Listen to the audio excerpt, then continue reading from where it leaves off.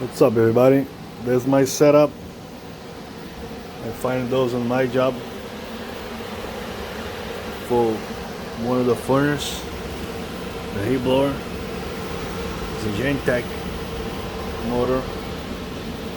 You just make all the connections now. Plug it in. Here's my meter.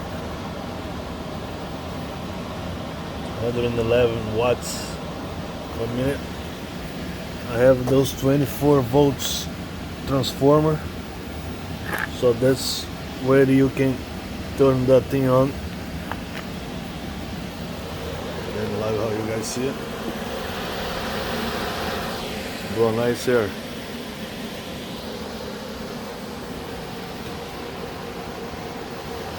If you remove it, they go slowly and then they drop it like a 35, but still one. Soon you get that space tight, they run faster.